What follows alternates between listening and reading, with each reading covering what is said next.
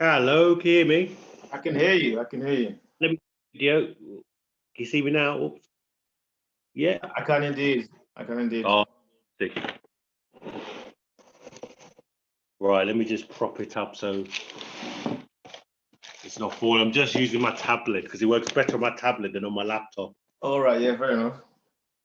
Yeah, if it does anything, then what I'll do is I'll hold it or something. That's fine. Yeah. No worries. How are you?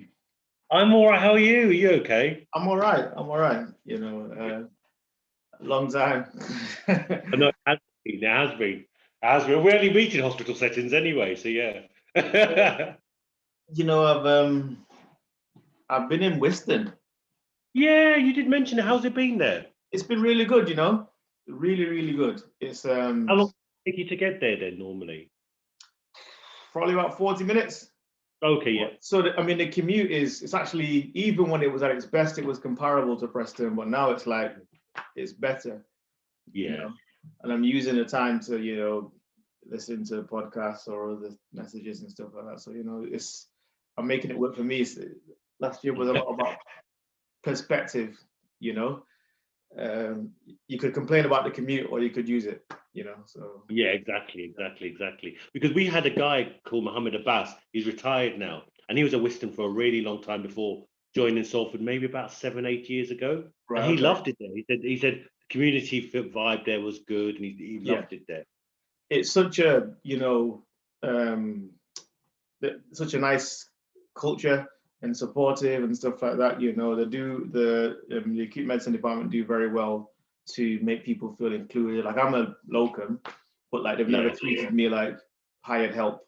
It's always been very, very inclusive, and they're very supportive. It's nice. I think they've been voted best in the NHS for like patient experience or staff experience 3 years in a row or something. So and I can see why. So yeah, it's been nice because when I left, my intention was to work somewhere really good and somewhere really bad, because I think you learn different things working in different environments. But like, I feel like I've landed on my feet in in Whiston, so I'm not in a rush to leave. To be honest. How was that? So how was when you look back at North Manchester? How was that then? So I didn't actually work in North Manchester. Oh, did you know? I don't know why I thought you were there. No. I think I was looking at trying to get like just bits and bobs jobs wise. Oh, okay. But I never actually worked there. For it was January 2020. I was off for most of the year because I'd accrued like some annual leave. Yeah. I think I was there for a couple of days, and probably for a week I didn't have a job, because when I handed in my notice, I did it without having a job.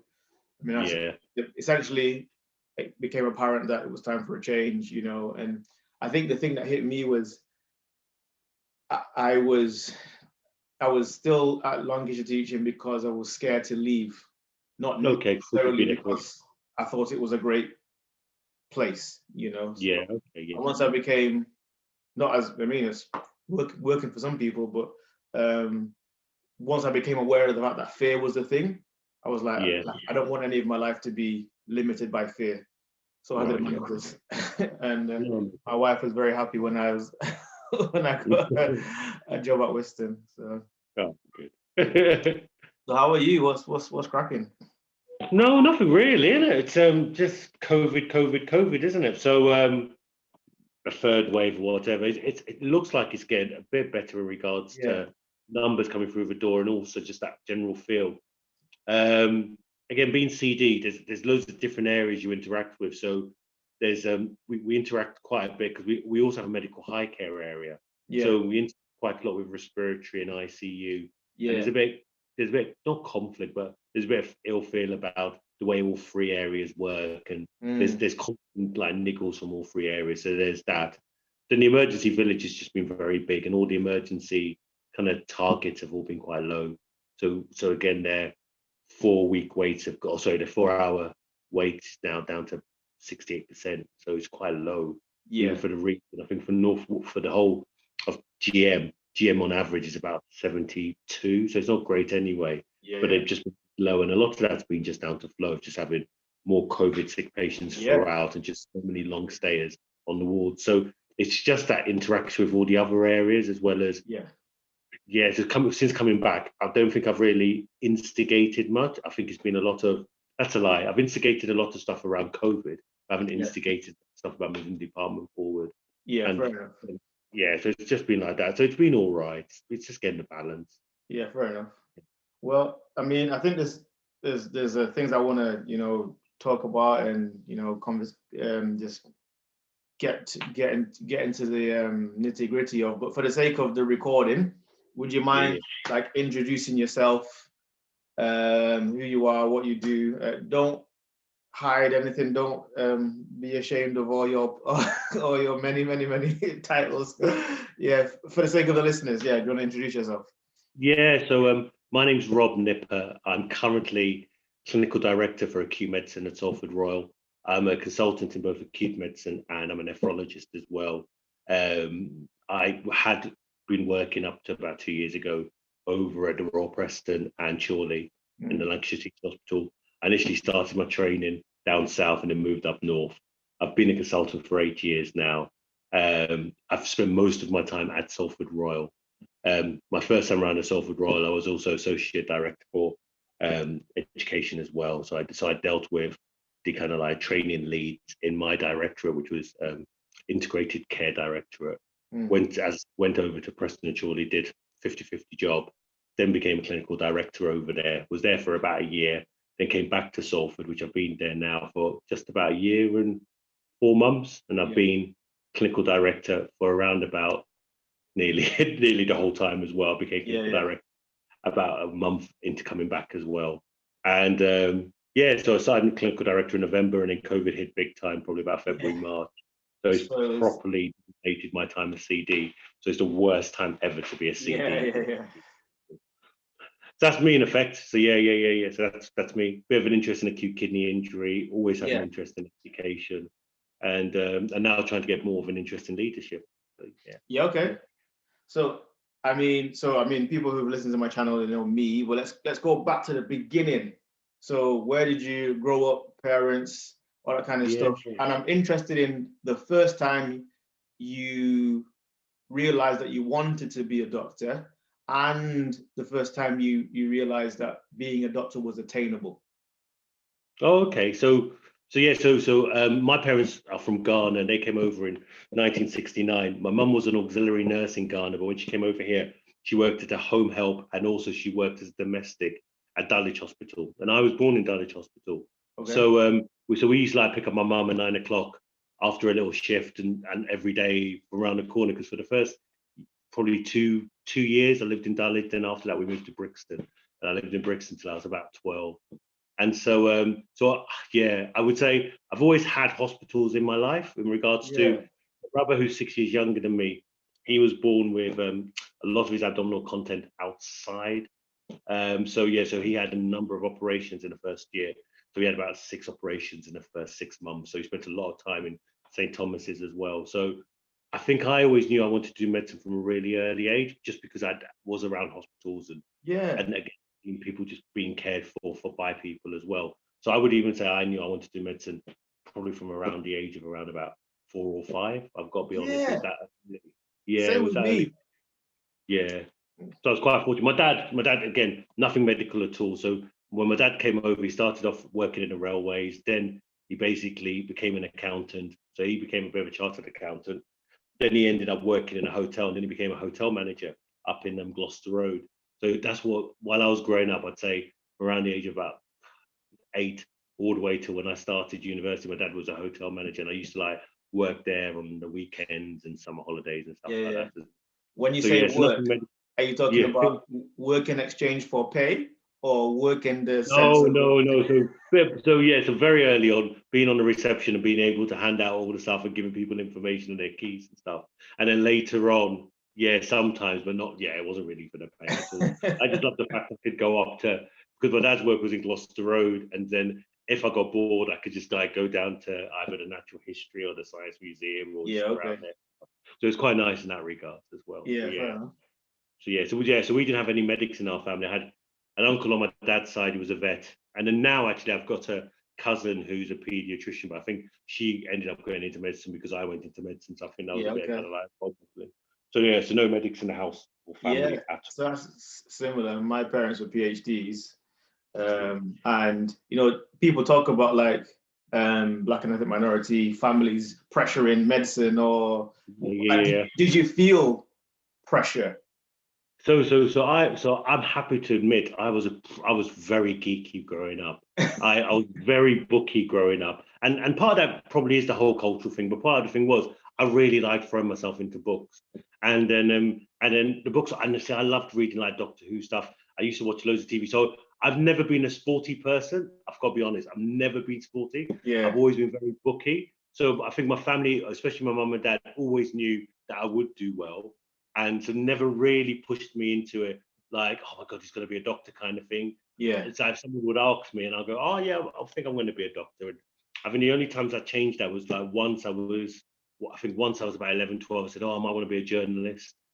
And then I did a lot of plays at school as well, especially in secondary schools. So I think maybe at 15, I thought I could be an actor. But other than that, no, I just always knew I'd do medicine. When you articulated these things to your parents, did you get like the look of, or was No, it? they did. My parents were fantastic. I think only I'm by nature a very chatty person when I get to know people as well. Yeah. So the only time I've actually ever got told off at school was for being too chatty in class. Right. I remember when I was 11, I think it was my first secondary school kind of report. My dad, he was so angry with me because everyone said, "No, he works really well, but he just talks." And he felt so disappointed. And I've never seen my dad that angry and disappointed. Wow. That it completely did change the way I was, only for about a day or two, and then I just carried on. That was just me. I always chatted, always trying to crack a joke and stuff as well. Yeah. It's just the way I was. But Okay. yeah, I don't think they were ever worried by me at all, which was a good thing. Fair enough. So, because like for me, I chose my A-level subject because of the fact that I wanted to do medicine, not necessarily because I liked chemistry, biology, and physics. Was that the same thing for you? They were the exact same subjects I did as well. And yeah, most of it, what I did was to do medicine, because yeah, you're right. I think if I had a choice, I probably would have done some form of humanities one as well, because I kind of liked my geography. I was one of those ones where I never got tons of A's, but I would always be just one of the clever ones. So like I'd always be in the top whatever. But so even with my GCSEs, I think I got only 2 A's, which everyone was like, oh my God, only 2 A's. It's only because I just did all right across the board. I was one of those kind of people as well. So yeah, so and I was very set on where I wanted to go and what I wanted to do as well. So I was very set on that. I didn't want to go to the feeder college for my school. I wanted to go to Kingston College because I heard Kingston College was good, and I didn't mind it was an hour travel away on the train because that's where I wanted to go. So you were aware and forward thinking enough to even have those thoughts. Oh yeah. Okay. Yeah. I've always been someone, and it's funny because by nature I'm a very laid back person by nature. But I always do have a little bit of a plan about what I want to do and where I want to go. Yeah, and even if it doesn't happen first time, I still normally have another kind of route or something else to look at as well. So, okay. Yeah, I've always been like that as well. So yeah, I knew that I didn't want to go because literally 90% of my year always went to this college, this sixth form college in Clapham. But I just didn't want to go there. I just wanted to go to Kingston because I heard it was good. So you didn't. So because Kingston was good, or because everyone else was doing? Yeah, both, but mainly because Kingston was good. Yeah. And in terms of like ethnic makeup, so the primary school I went to was probably 50-50 black, white. The high school had a high proportion of black people, but it was in a pretty deprived area of Manchester. And when I said to my science teacher I wanted to be a doctor, she laughed. So that's the encouragement I got. What about you? What about you? So I lived in Brixton from the age of 0 to 11. Then we moved to Streatham, which is the area right next door, and it's all in Lambeth. And Lambeth is a very deprived area with a high ethnic minority. Yeah. So in primary school, going back to there, like it was quite a nice mix in primary school. And I would say my best mate now, who I knew from day one, who both our families are from Ghana, is still my best friend now as well, who I still keep in contact with. In secondary school, I wasn't at that point in time. We still had sets, So I was in the top set, and in the top set there weren't that many black people in the top set. Yeah, So a okay. lot of my friends weren't black at that period of time in my life, actually. So sometimes it was a bit of a kind of like, it was a bit awkward at times as well, because like I always knew myself, and I always just pick people for who I want as friends. And so I just had a lot of white friends in secondary school and not as many black friends. Most of my black friends from that age of my life were usually family friends who I used to go and meet at all of these Ghanaian funerals and stuff, and we just used to hang out and do stuff. And then when I went to Kingston, Kingston was predominantly Asian. So all of my good friends from Kingston when I went there, um, especially the ones who were doing physics and chemistry like I was, were all Asian as well. There's hardly any black people there at all. Yeah.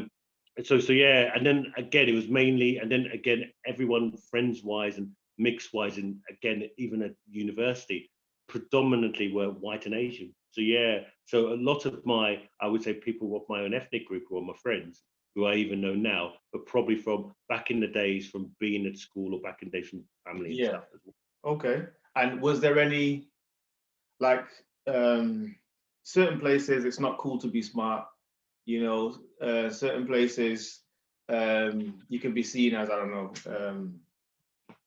pompous or whatever, to have aspirations? Did you notice any of that from interactions with people? I was really lucky. I knew my own road kind of thing, so I was quite lucky in regards to that. I ended up being head boy at my secondary school as well, and looking back, I think people were sometimes a bit envious of me because of how I was. Yeah. I was very in my ways. I kind of knew what I wanted to do. It got to a point towards the fifth year where I just felt, oh my God, I'm just head boy and I'm getting a bit too much, kind of like everyone noticed me. I want to pull back a bit, kind of thing as well. Okay. And so, yes, I was really fortunate. And I always had one or two teachers who really pushed me. So there was this teacher called Mrs. Fox, who was my English teacher. And we had an amazing relationship in regards to, she was my English teacher for 2 of the years out of the 5. And she was just always there for me and always someone to talk to. I didn't have that relationship with, say, my science teachers, but then I did a lot of drama, as I was saying before. Yeah. So again, her and this other guy called Mr. Andrews, and they were fantastic as well. And as I said, I always did well. So yeah, so I found it quite straightforward. As I said, I knew I wanted to do medicine, and every time I kept on saying to people, I'm going to do medicine, I want to do medicine, I want to do medicine. Yeah. And I was very fortunate I was able to do that. Fair enough. Okay, so university. So in Manchester, I think it was 500 people in our year, probably 30, if that, black people, and some of that were mixed race. So what was it like? What uni did you go to? So yeah, so I went to Barton to London. So my year was predominantly, as I said, probably there was a large Asian population in my year, and there was a large white population in my year as well. There was probably around about maybe 7 or 8, because there wasn't that many, even though it was the first year that they joined. There wasn't that many that I can recall in my pre-clinical years. There was one guy called Chucks, who's still a friend to this day as well, and we always used to sit in the front row. And he's Nigerian, he's an orthopedic consultant, and we still talk now. And so we just used to hang around in the front row together. You sat in the front, we sat in the back. No, so we always used to. No, so it all depends on who I was with. So my really good, everyone had their own little slot in the lecture hall. So and I got on with quite a lot of different groups as well. So my group, who we used to sit right at the front, but then there was another group who I'm still friends with now, who we've basically been friends for over 25 years, and they used to sit like 4 rows from the back to the left-hand corner of the lecture hall, and I used to sit with them sometimes as well. Yeah. And then also I didn't move into halls until the second term, so I always used to like come up from Streatham, and then I just like take my time and get in with about 5 minutes to go. So I don't have to be right to the back or right to the front of one of those ones as well. But yeah, so no, it was interesting because people were very different. So there was a girl called Ola as well, who we did a couple of plays with, but then she had a distinct group of friends, and so we'd interact, but we wouldn't interact all the time, kind of thing as well. Yeah. So yeah, it was interesting. It was interesting because you normally get your group, don't you? Usually in your first week or two, and then you find they're your group as well. Yeah. And I think everyone just did. And if you lived in halls or not lived in halls, that also affected it as well. Yeah. So I mean, I was at home for university. I lived in Manchester, went to Manchester Uni, and I was a mature student in medical school. So, like I say, within the first week, those of us who had done degrees before, we kind of found each other, and we were looking at these young 18-year-olds getting excited. So we had the same thing. So we had a group of mature students. There was 15 in the year, and they all sat in 2 rows, about 4 or 5 back. And it was interesting because they'd been there, done that, and got the T-shirt. So they didn't. So it wasn't so much they didn't suffer fools gladly, but they just didn't go in for all that kind of stuff. But they were the best ones to be with when it came to, like, because we did a lot of this MDL kind of stuff where you self-directed learning kind of stuff. And they were always the best ones to be around for that PBL, and so we used to do that with them as well. And they used to be good. They used to be good to have because they just used to just go, this is what they're kind of asking you to do. And then you had some people who were just like had no interest at all, were living the life, and it was quite easy to do that. And these were the ones who tended to end up like repeating it. But I was never one of them. But you just knew them from being around the union or being in the same societies with them as well. And all did you live by the medical school work hard, play hard edict? Or so it's fascinating because we just became affiliated with Queen Mary in Westfield, and so even though I did the drama stuff with the medical school, I did the Afro-Caribbean Society with Queen Mary in Westfield. So I was still doing stuff between both as well, kind of things as well. And so just because it just felt like the society to join and like just get so as well. That was all right as well. I mean, I made some good friends at the ACS, but at uni with church and stuff, I was always like, I think in the 9 years I was at uni, so degree, masters, and medicine, I probably only went to 1 or 2 events that I didn't organize because I was just so busy organizing stuff. I mean, the ACS obviously, but then I was from Manchester, living in Manchester, so I didn't feel the lack of, community, but I can see how it was a good thing. So the second year of the ACS was really, there was just no one. And it was really, and after being in the first year where there were so many people who used to drive it, being in the second year, a lot of them had moved on. And so then I think I ended up being like president and treasurer and everything. And the whole point of doing it was just to hand it on to other people. And it was just to get those meetings going, just to hand it on to other people. But I did give you the chance to meet people. And I was very fortunate. One of my good mates' brothers came into it as well. And then you do make some like really good friends. And then the difference is, though, is that you're in university life for another 6 years while they move on. And so, so there's some people you kept in touch with and some people you just lost.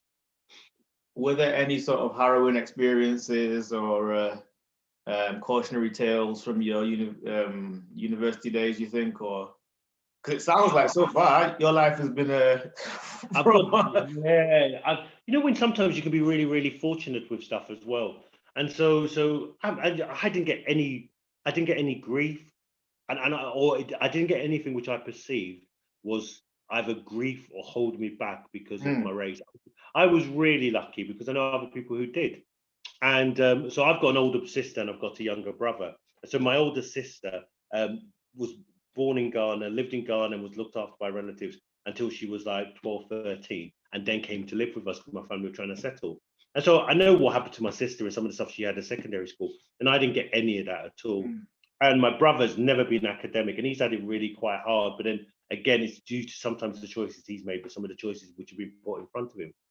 I've been really fortunate at med school. Everything I wanted to do, I could do. Even when it came to my BSc and just get my first, and then my placement, I've never really experienced stuff. You get the microaggressions at times, and you do as well. So I've been told on placements, oh, you speak really, really well. Where are you from? Oh, from Streatham. Oh, no, where are you really from? Oh, no, yes, Streatham, South London. Oh, yeah. And I've got to tell Pat, my parents were from Ghana. My parents came in 1969. I've always lived in the UK. So those kind of like micro things that I've experienced both as a doctor and even as a medical student as well. I've been really, really lucky. And I know I've been lucky. So say, for example, I know we're talking about medical school, but then after my first year as a house officer, I worked in Australia for a year. Wow. And I got no grief in Australia, no grief at all. I know one of my cardiology registrars and he had an awful year. The only good thing was he met his wife out there, and they're married now. He had an awful time. He was called everything under the sun. But I never experienced that. I don't even know if that was because of the way I speak or just how I carry myself. I don't know what it is. But I've always been fortunate. But I've seen and heard experience of other people. That's interesting. So I mean, from your story, it's interesting. Like, which one is chicken, which one is egg? Because knowing you, I know you're quite positive, pleasant person, always looking for, you know, solutions, not problems, you know. So is that, because again, thinking about perspective, obviously I had a stroke last year, you know, my dad passed away, and a lot of stuff, you know, in 2020, people are like, oh, look at all these things that are happening to me. But depending on how your viewpoint is, can determine whether it breaks you or whether, because it's like, I was thinking about it, like, I'm pretty sure people died in 2019, you know, and there were other things, but for some reason, 2020 seemed to bring it to, and people who are, not everybody ended the year the same. Some people ended up broken, and some people were like, well, another year's gone, let's keep it moving, you know. So which one do you think is chicken, which one do you think is egg? Like, because that's a really good, So one of the things for me, which I found very tricky being seeded this year, was my team. So a lot of my team have been hit in loads of different ways. So some have been hit at work with work situations. Some of them have been hit just at home or with situations with people they know have been unwell. And some people have just been overwhelmed by the whole experience at all. I've had a colleague who I've respected and I've known for over 12, 15 years, who's really suffered mentally because of the whole COVID thing as well. I've had some people who were all close to retirement age, which I see now, I feel a bit guilty because they were still ploughing on and going and seeing all of these COVID patients, when really we should have just taken them out of the firing line. But they were adamant. I mean, you know, when someone's adamant and somebody just has that thing about them, they just wanted to. So for me, the hardest thing I've found is balancing people's expectations, people's responses, people's literal well-being to just being on the ward. First, I remember we had this case in February, which caused nurses to cry about, are we swabbing this patient? Are we not swabbing this patient? This was even before we'd even gone down into lockdown. And where I needed to call a meeting of all the nurses and say, this is why this consultant's saying this is why this consultant's saying that, this is why I'm saying this. And it has been just managing and firefighting situation after situation. And a lot of them, you have no control over because it's happening externally. So I've sat in so many meetings in the last year where I've come out and said, what have I actually got from that? That's another hour of my life wasted. literally about the same topics over and over again. And I've just found people managing the trickiest thing. So for me, it's not been a great year. Is it the worst year of my life ever? No. And again, I suppose in Manchester, we have to be honest. Even in Salford, we have to be honest. We've had it bad with our numbers and how busy we've been, but we've not had it as bad as other places as well. You've always got to keep that in mind as well with everything. And so I'm not saying this has been the best year of my life. It's been a slog and it's been hard work. But then that's part of the job, isn't it? So this is part of the conversation that we were having at work. Like, one of the consultants that I respect there, he's been a consultant for a long time, and he was talking about although nobody saw it coming, isn't this what we signed up for? To be in a situation where people are sick, we have training, we can help them. Yeah. And I have colleagues who are much older than me, who are of BAME, I've got colleagues who've had the vaccine, but now are still emotionally shocked when they're around patients sometimes. And it's hard. And you've got to coax that person to actually say, well, I can't see why you can't see these people, really, because you kind of had it, you've had the vaccine, but it's still that worry, and it's still trying to manage as well. And that's what I found quite difficult as well. Well, where again, the flip side to that is I've had female white colleagues who people have said, well, God, you'll see that, babe, because you're less risk than me as well. Wow. And it's getting, yeah. And it's not said overtly, but again, it's being said like, and it's being appreciated. And even those individuals are thinking, well, actually, I'm going to be the first one in because I'm white and I'm a female. And so we know from all of, and even that, so it's again turned it on its head and looking at it that way as well. So it's interesting you say, because like there's some conversations that, I mean, I've come up with this phrase, in medicalizing your personality. So like, you know, when people talk about like discharge or ambulatory care and all that kind of stuff, the first person who ambulated somebody with a PE must have been looked like he was the most crazy person in, like, what are you doing? Like, historically, you would never have done that, but now it's standard practice, you know.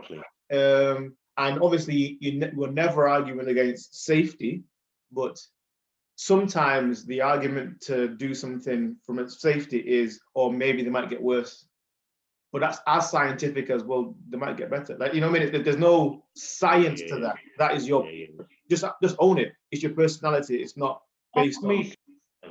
Even now, feels like, well, Rob, that person's got COVID. Why are you not examining them? I don't need to examine. I can see their X-ray. I can see their observations. Somebody who's already examined them. Tick. Let's move on. And so there's been certain things that you've had to change in regards to what you normally do. And the changes aren't all bad. And the changes some of the changes are actually really good and have moved things forward. Absolutely. I think what it does when you are in a pandemic is it does give you the opportunity to appreciate that you have to do things in a way which is different from what you do, because you are in a different environment and situation. And some people can't do that though. Some people just can't do that. Or some people just don't want to. I mean, they say, was it something is a necessity of change? I don't know. I forget the phrase. But basically, when things are tough, that's when genius happens. Like you say, the acute medicine model, and even clinics. So in general, if it's not the first time that I'm meeting you, I'm probably not going to examine you. I'm going to ask you how your symptoms are, and then I'm going to make changes, and I'm going to discharge you. So there's a degree to which, well, why do you have to come to hospital? You know. Another way of dealing with this, and now we're forced to because of the risk of exposure. I was always like, a lot of the physicality of coming to hospital. Come on, we can do without that. There's another way. Outpatients is one of the most outdated things ever, but it doesn't change. The whole setup of a consultant, a registrar, notes being brought to you, or notes coming on a computer, seeing somebody, they said, I'll see you in 6 months' time, just so they get dressed up in the nines, because it's that one time they get out. Then have blood tests the time before. You've got a year of blood tests on top of blood tests when they all look the same, but it still misses. So when I worked at the Hammersmith, there's one of the feeder hospitals where you wouldn't see the results from recent. The results you would have seen were from 6 months ago. Wow. And then you would have followed, and then they'll come back, and then it'll be almost rubber stamp. They'll come back in 6 months again, and they look well every single time. When you think, well, why are we doing that? Why are we doing that? So it does make you think as well. I think the thing about pressure and everything, it shakes convention. And again, ask you the question, why? You know, I've been having conversations with my friends about, let's say, church and Zoom church. So going to church, fine, we know what it is. But now the fact that we can't meet, then we're like, people having to pivot, no problem. Technology's there, we can have church and stuff, but then it forces you, because of the fact that you're a bit more distractible. You are in your house, you can just look at your phone, or or you can just log in and just keep your screen blank, and no one has to know that you're watching Netflix or whatever. But it forces you to be like, well, why am I here? You know, what is the purpose of this thing that I'm doing? And I think, if anything, you can come up more sincere or more genuine. And these kinds of things weed out the chaff. So similarly. Yeah, no, I agree. I do. I miss sometimes sitting in a room with people, because sometimes on here you can't always, even body language wise, you just don't get it. And it's awkward. And then of course you've got like your kind of bingo in regards to, is that a legacy hand, all that kind of rubbish. But you do have all of that. And so, but I think it's amazing. I really, really do. It's just the accessibility of being able to meet up with all of your people and then setting agendas and then seeing stuff and sharing files. And so it's an amazing technology. It really, really is. and it will stay, and it'll carry on staying from now on in. I think it was always there, but it just was never used to the max. Yeah, and I think now now we're forced to. Yeah, yeah, absolutely. So for those who don't know, what's a clinical director, and what would you say is the difference between that and being a consultant? Yeah, so if you properly were breaking it down, the clinical director is the line manager of all of the medical clinical staff. And you tend to normally work in a structure of three from a leadership point of view. So it tends to be you, a senior manager, and then also whoever your matron or your senior nurse is. And that's usually the main leaders in your department. And you are the overview and the interface between your department and the rest of the trust, hospital, organization. Sometimes you have a clinical lead, and the clinical lead can be a bit more inwardly facing and maybe sort out some of your kind of the meetings that you have in regards to governance, mortality and morbidity, operations as well. But again, like in Preston, where you don't have that kind of luxury, you could be everything. So it all depends on where you are and what your department is, and also what the uptake of how many people in your department are leaders. Because you can be a clinical director and do everything, or you can be a clinical director where you're very lucky that you have a mortality lead, a training lead, and stuff like that as well. Yeah. So the way it works is we all have what we call programmed activity, which is a session, which is usually 4 hours, and usually your contract is made up of 10 of these if you've got a bog standard contract. Yeah. When you're a clinical director, you normally get 2 PAs for it. So that's 8 hours worth of time to do all of your stuff, including your meetings. And my day and my week is just, my diary is just all meetings in multiple departments, my own department as well. So I work much more than 8 hours. I probably work double that as well. And then everything can happen at the drop of a hat. So say, for example, today, I'm not even on, and we had 2 juniors from the on-call rota, so not even my own staff, the on-call rota who are not there. So then it automatically comes to me because it's my department. So you are the kind of like buck stops with you. Yeah. the biggest thing, which is again between Preston and Salford, is that Salford, everybody on the AMU is under my name. So everybody who's admitted is under my name, which means that if they go to another ward and the ward person doesn't change them, there's hundreds of people who in the whole hospital. Yeah, so you're getting all the results and stuff. Yeah, so the results, coroner's requests, complaints, everything comes to me. And I've got an amazing secretary who I've had the first time I was seeing the secretary, and she just works out who's seen people as well. Because if not, it could even be worse than it actually is right now. So it's heavy. It's heavy at times. Right. Wow. So most people who qualify from medical school want to end up being a consultant in something.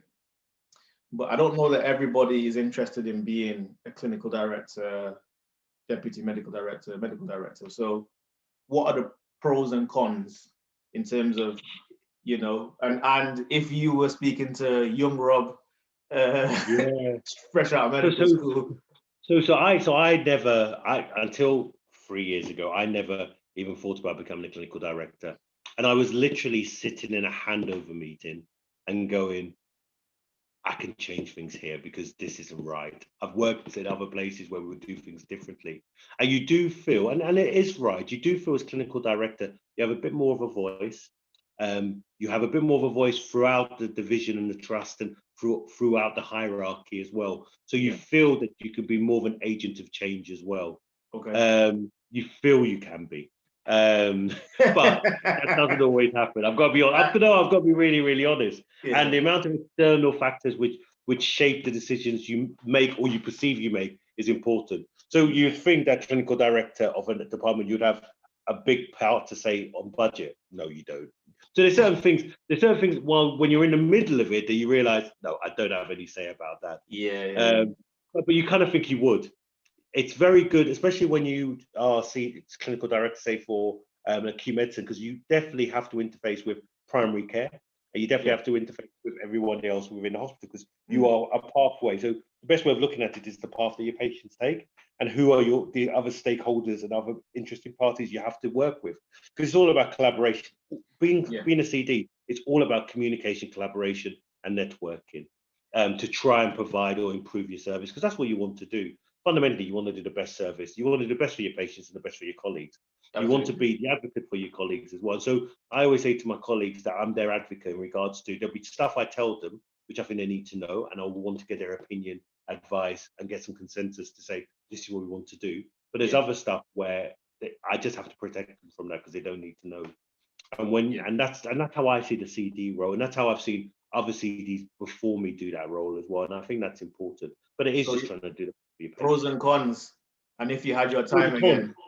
Yeah, the pros and cons. So as I said, you feel it's a position of power, but it's not always the power that you think you do wield. So you feel that you feel you have a say in regards to how your department runs and what happens, but sometimes decisions get done above you. You don't always get the mentoring that you should for it as well, because you are thrown into a kind of like a lion's den where you're dealing with human resources. You can have doctors in difficulty. You can have issues with finance. You can have issues with staffing.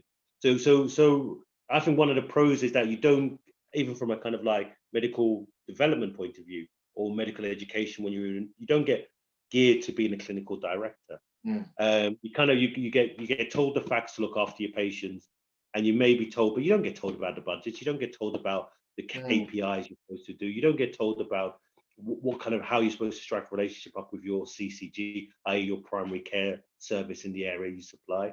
These are things that you don't get as well. So it's an eye opener when you do it as well. Okay. One of the other cons I would say is it's a lot of it is people management, and so a lot of it is about trying to build the best team you can.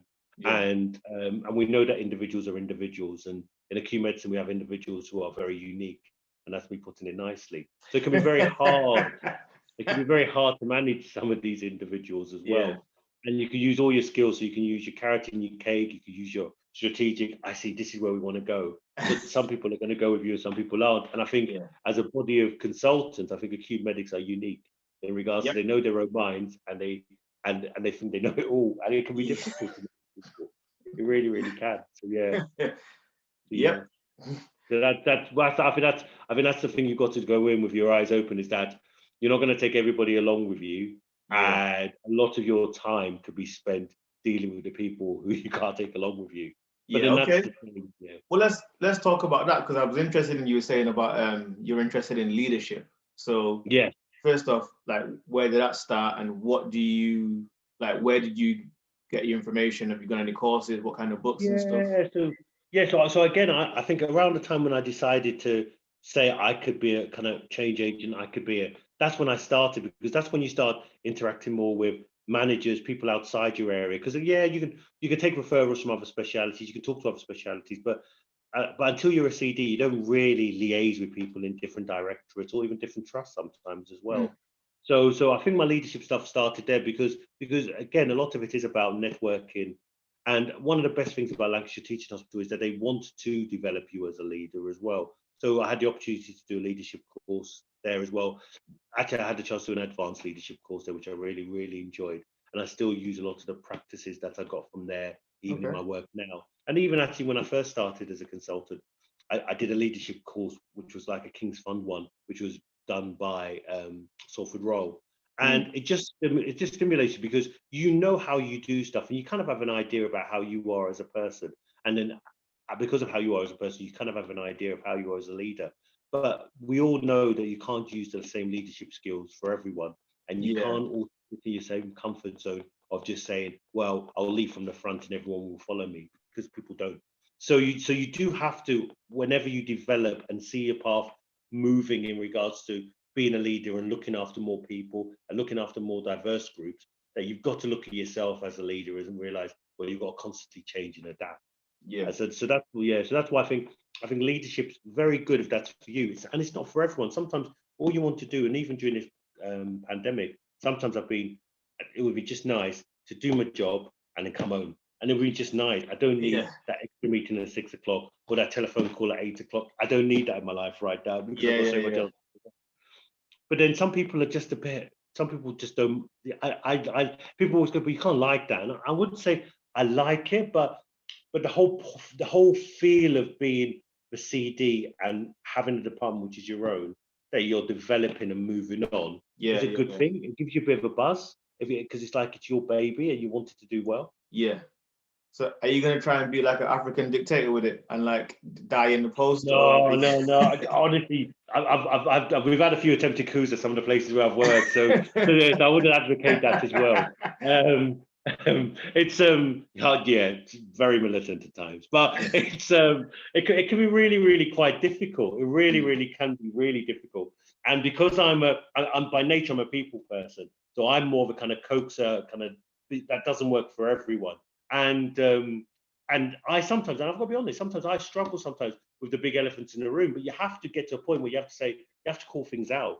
And if you don't call things out, you can lose your team. When you lose your team, then it's disastrous for as a department. It really is. Yeah, fair enough. So I've talked about, on your channel before, I've talked about my health and stuff like that. Do you think there's any truth to the adage, doctors make the worst patients?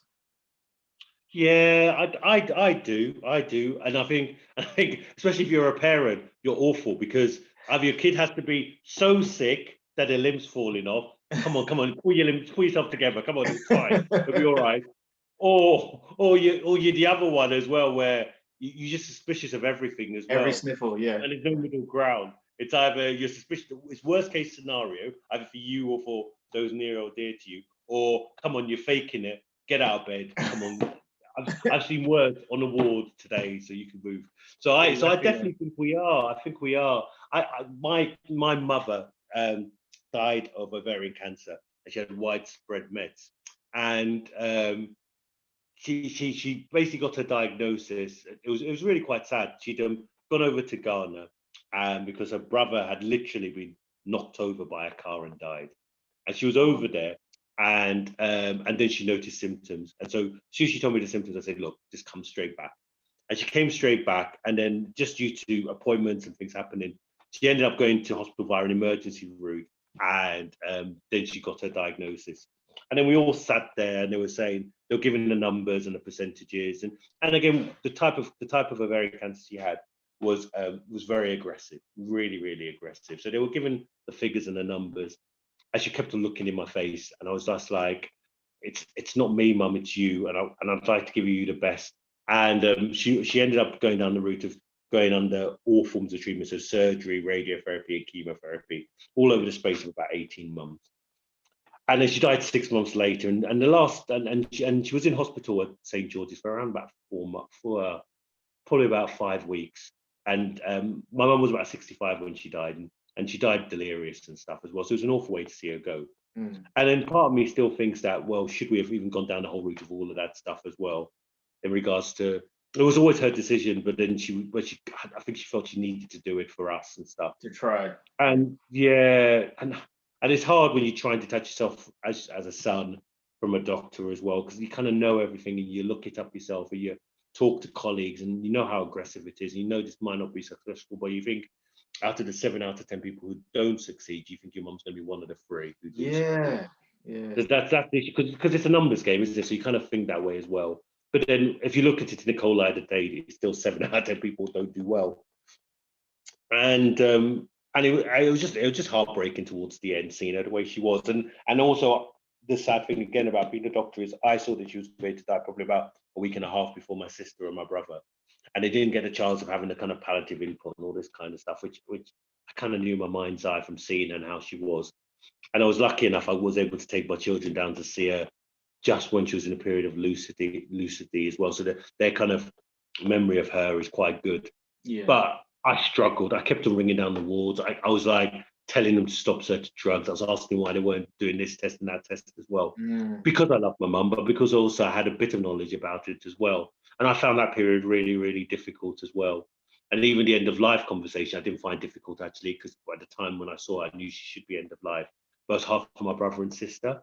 So it's that whole compartment. I tend to compartmentalize a lot of things in my life as well. So I can stick with being a dad, being a doctor, but then those things which are, and when they blur, it's always a bit hard as well. Yeah. And then everyone thinks that you have the answer, so you know what's going on. Yeah. And so it was quite tricky. And again, culturally, with even though my sister was the older, I was the older male kind of person as well. So it's who they go to and who people talk to. And then so it was just tricky. It was really, really tricky, and that in itself showed me that I'd be an awful patient for myself. But again, as being both the patient advocate for my mum, as both her son, but also as a doctor, noticing that I didn't think the care was as good as it could be, it made it quite tricky for me. Really, really good. Yeah.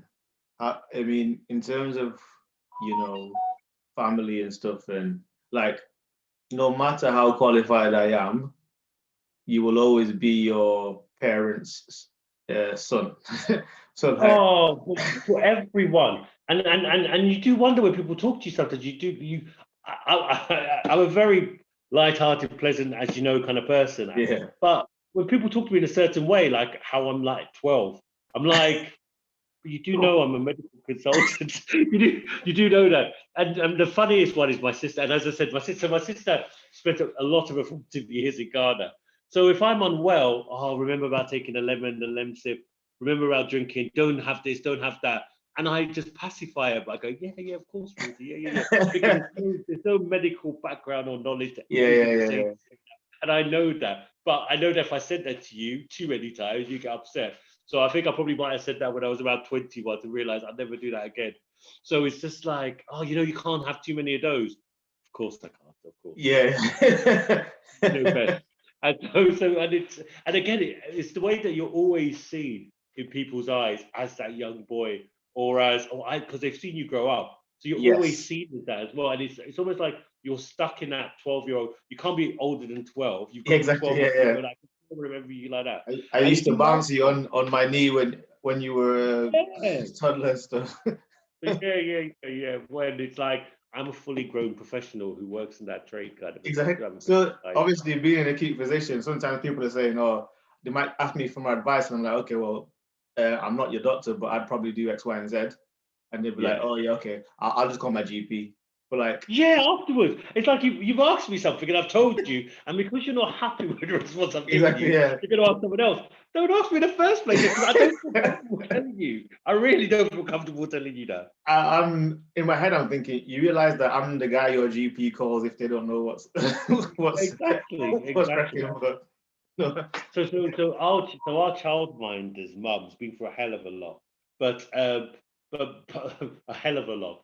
But I was speaking to my childminder, and she was like, "Oh yes, and my mum's not really been able to use her right arm and right leg. It's been about 5 days. We kind of rang the GP and I said, no, you gotta go in.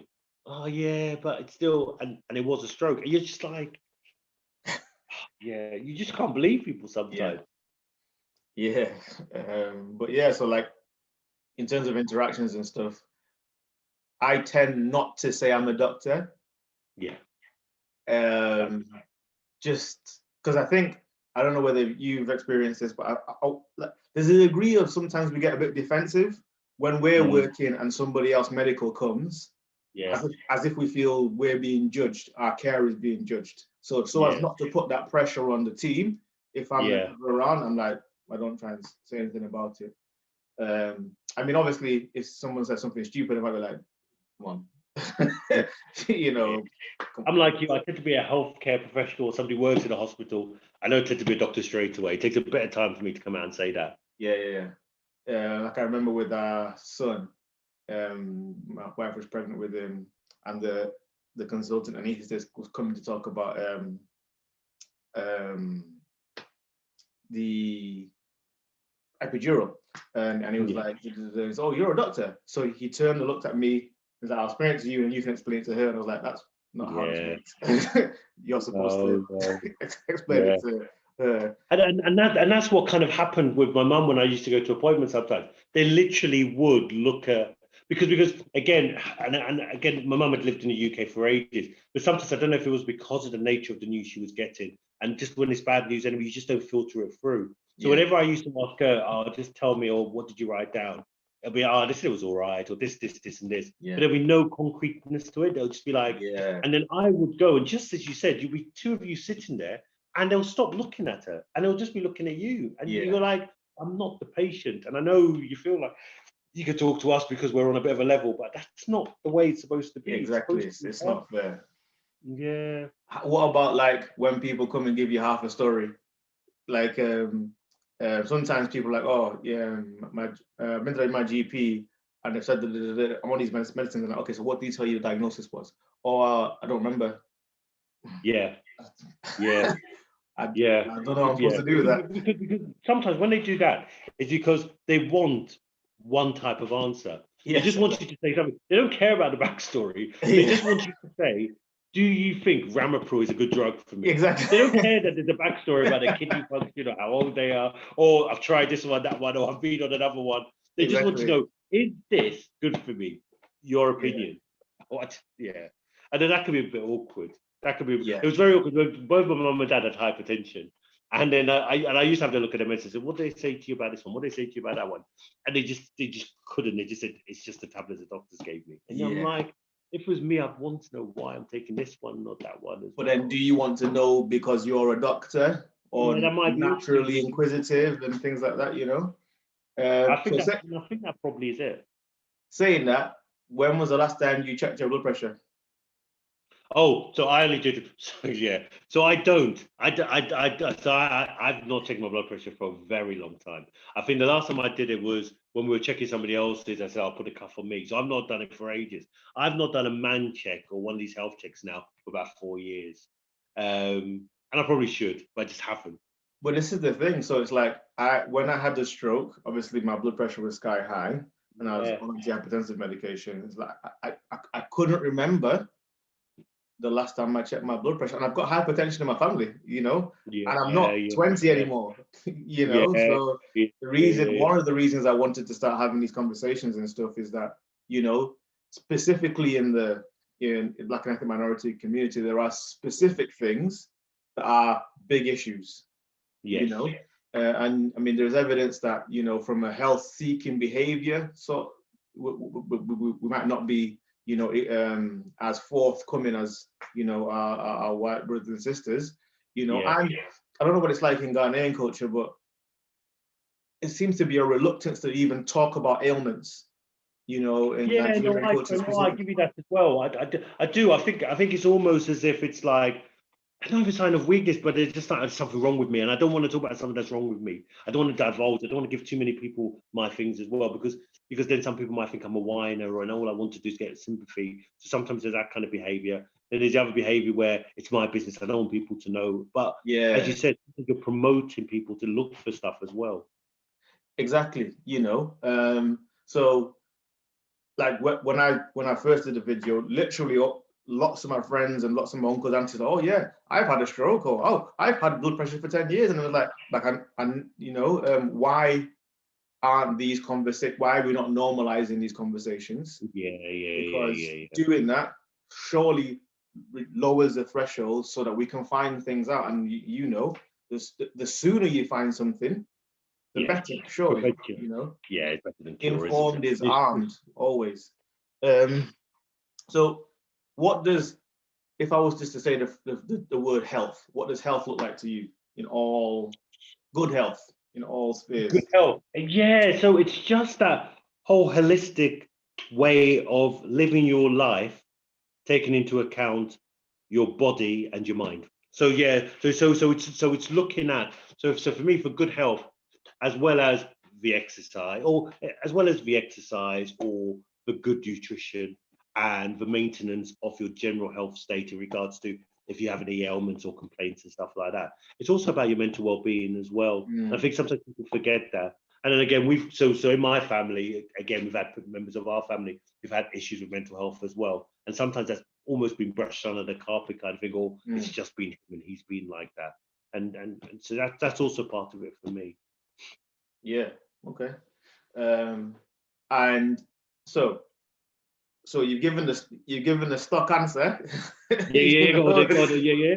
How good are you at doing, you know, so your ideal self and your actual self in terms of, so I drink. Oh, so I hate going to doctors. So I hate going to doctors. I hate it. I hate.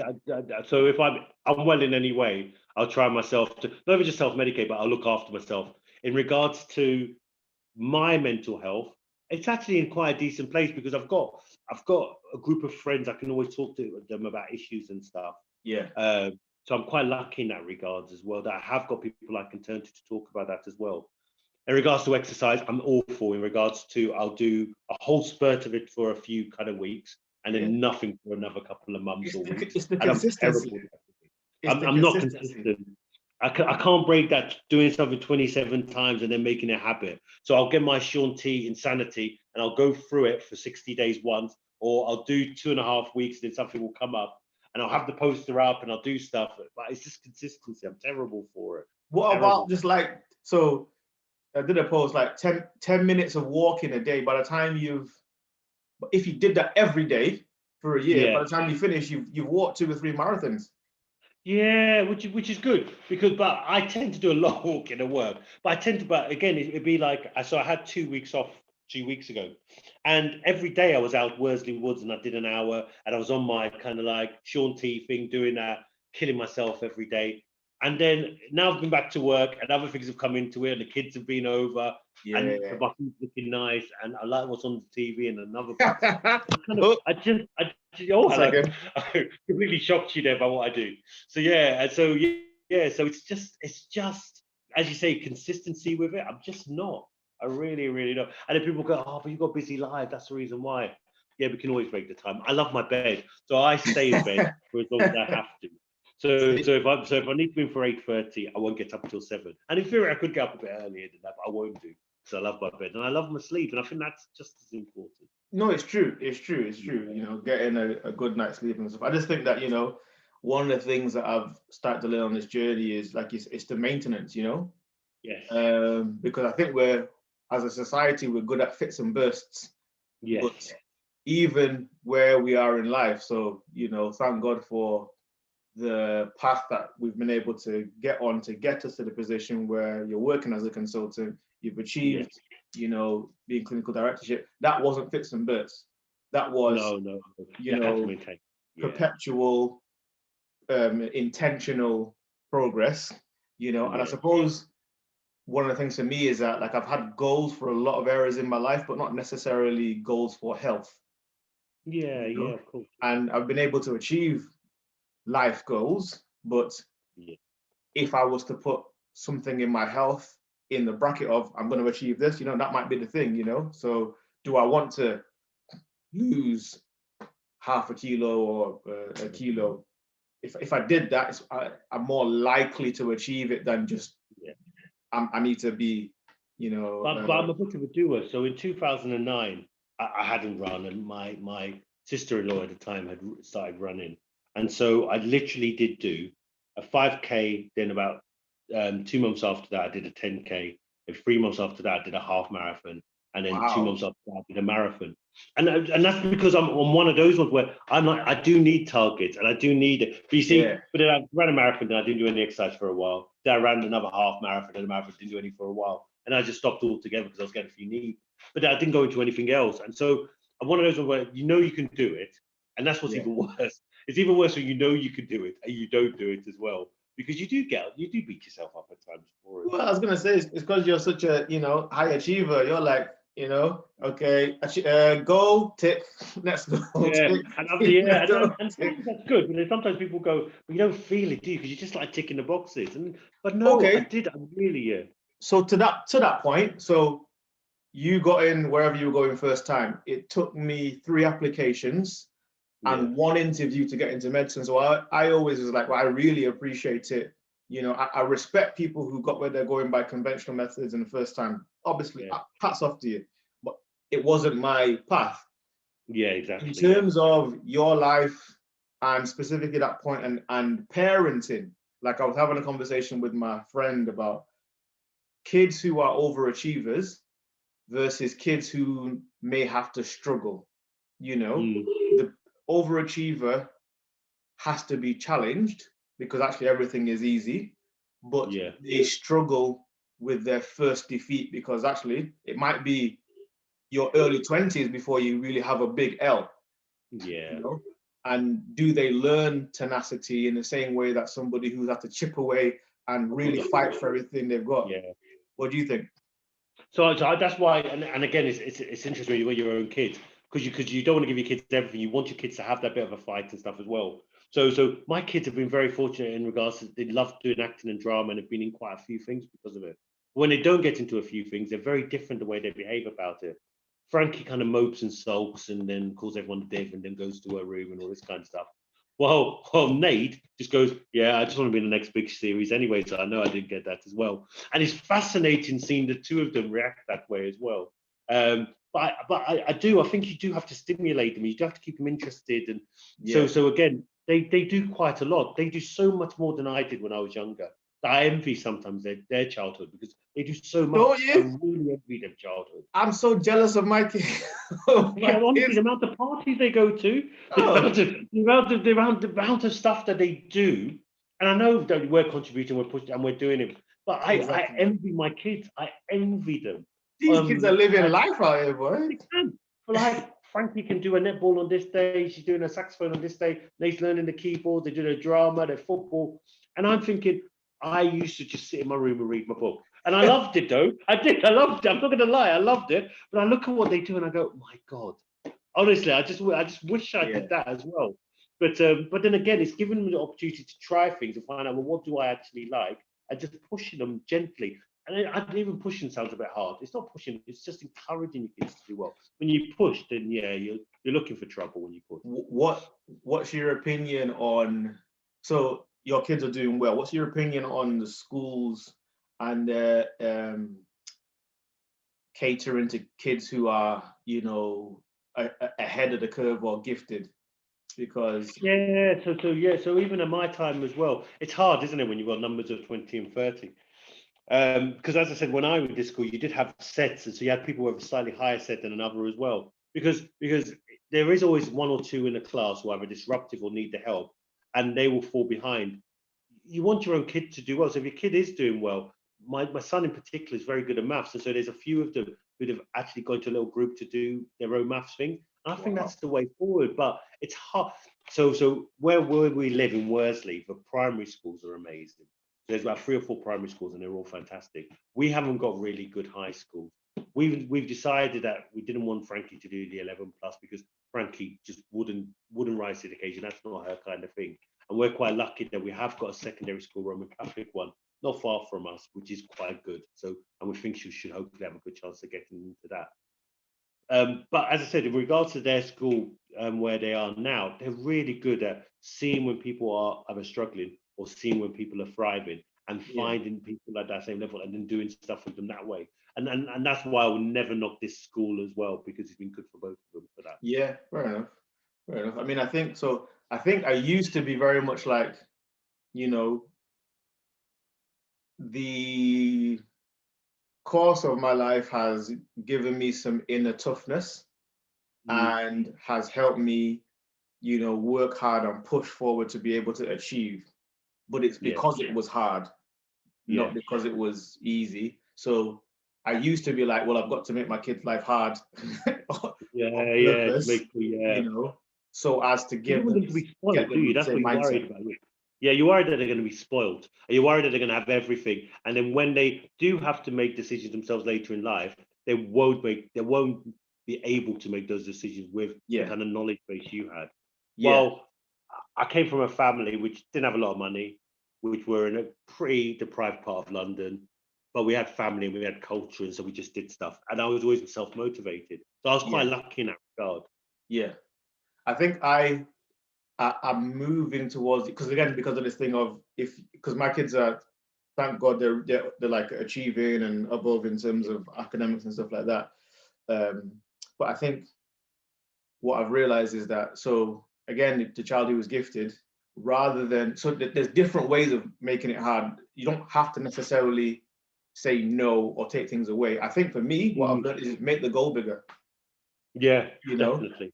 Because having a goal that they have to strive towards is going to teach them tenacity and working hard and being self-directed and all that kind of stuff, rather than saying no because I heard no a lot. That's the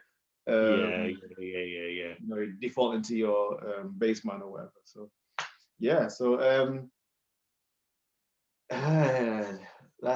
last question. So with regards to, if you could talk to yourself at different, well, not you, because again, you seem to have a charmed life. I'm probably rose-colored glasses. No, but again, really honestly, for me, I wonder which one is chicken and which one is egg. You know, yeah. have you been able to achieve because of the fact that sometimes it's just ignoring. I don't need to. You know, I've never been somebody who either wanted or attracted drama. So I don't need that in my life as well. I've kind of known what I wanted to do and kind of done it as well. And as I said, growing up, I was always kind of reasonably well behaved, and I kind of knew what I wanted and did what I wanted to get where I wanted as well. As I said, yeah, I look at my kids and I just look, and also again, if you put me, my brother, and my sister in the same, you wouldn't even believe we were related because we're all so different character-wise. We've all gone in so many different directions as well, and all in the same household. So regardless of what people say about nature and nurture, a lot of it's down to you and what's inside of you, and I think. And I even use it quite a lot when they are to do kind of like everywhere you go, everywhere has their values for their jobs. And people say, well, what one do you kind of akin go to? Is it patient-centered or is it quality improvement? I go to accountability. You've got to be accountable for what you do. And I think it's really, really important because you can't move on or you can't develop stuff if you can't say, well, who's looking after that or who's doing that? And sometimes the buck has to stop with you.